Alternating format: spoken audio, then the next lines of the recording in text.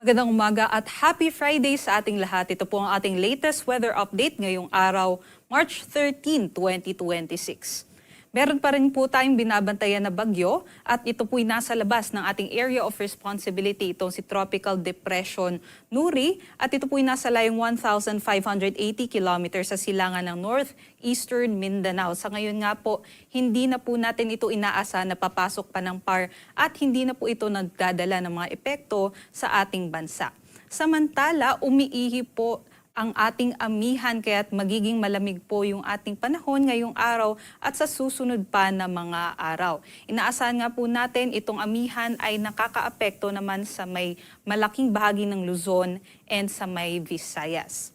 Kaya ngayong araw, inaasahan po natin dulot nitong amihan, posible pong magkaranas ng mga maulap na panahon at may hihinang pag-ulan yung ating mga kababayan dito po sa may Cagayan Valley at pati na rin po sa may Cordillera Administrative Region, sa may Apayao, Kalinga, Mountain Province and Ifugao, maging dito po sa may Aurora, Quezon, and pati na rin po sa may Camarines Norte, Camarines Sur at sa may Catanduanes. Aside po doon, for the rest of Luzon, kasama na po ang Metro Manila, ay maliwalas naman po yung ating panahon, although may chance lamang po tayo ng mga isolated light rains.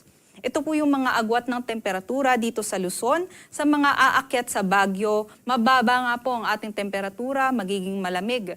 13 to 21 degrees Celsius sa Maylawag, 20 to 31 degrees Celsius, Tuguegarao 19 to 28. Dito naman sa Metro Manila, 20 to 30 degrees Celsius, Tagaytay 21 to 29 at sa may Legazpi naman 24 to 30 degrees Celsius.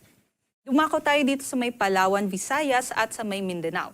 Yung ating amihan po ay nag-e-extend hanggang dito po sa may Visayas and sa may northern parts ng Mindanao. So asahan nga po natin, generally maaliwalas po yung ating panahon liban sa mga isolated light rains. But for the rest of Mindanao ay inaasahan po natin magiging maganda naman din ang ating panahon, although may chance naman po tayo ng mga biglaang buhos ng mga pag-ulan dulot naman ng mga thunderstorms. Para po sa agwat ng temperatura dito sa may Iloilo, Cebu, Tacloban at sa may Cagayan de Oro, expect po natin between 24 to 31 degrees Celsius. But matataas naman po yung ating temperatura sa may Zamboanga, 25 to 33 at sa may Davao, 24 to 32 degrees Celsius. Sa may Palawan naman, 25 to 32 sa Puerto Princesa at 26 to 31 degrees Celsius naman sa may Kalayaan Islands. At dahil nga po malakas yung ating amihan ngayon, matataas din po yung ating mga pag-alon. Kaya't meron po tayong nakataas na gale warning dito po sa may seaboards ng Northern Luzon. Bawal pong pumalaot yung ating mga kababayan dyan.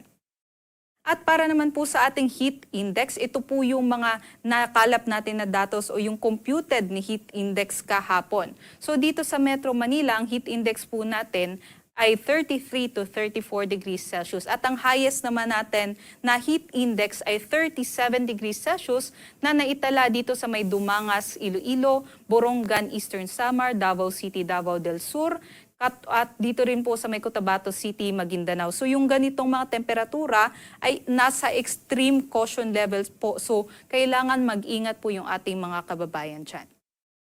Para naman po sa ating forecast na heat index o damang init, ngayong araw sa Metro Manila mas mababa, 32 to 33 degrees Celsius.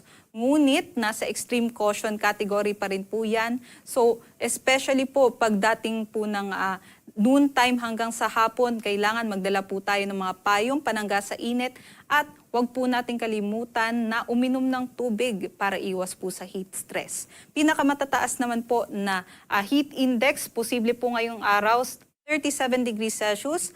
Dito pa rin po sa may Borongan, Eastern Samar, Davao City, Davao del Sur, Cotabato City, Maguindanao, maging dito sa may Zamboanga City, Zamboanga del Sur. So extreme caution, ingat po sa ating mga kababayan. Para sa Kalakhang, Maynila, ang araw po ay sisikat ngayong 6:05 a.m. at lulubog naman po mamayang 6:06 p.m. Para sa mga karagdagang impormasyon, bisitahin po ang ating mga social media accounts dito po sa X, Facebook at sa YouTube. At para sa mas detalyadong impormasyon, bisitahin naman po ang ating website sa pag-asa.dosc.gov.ph at sa panahon.gov.ph. Muli ito po si Lian Loreto, Ingat po sa ating mga kababayan at Happy Friday sa ating lahat.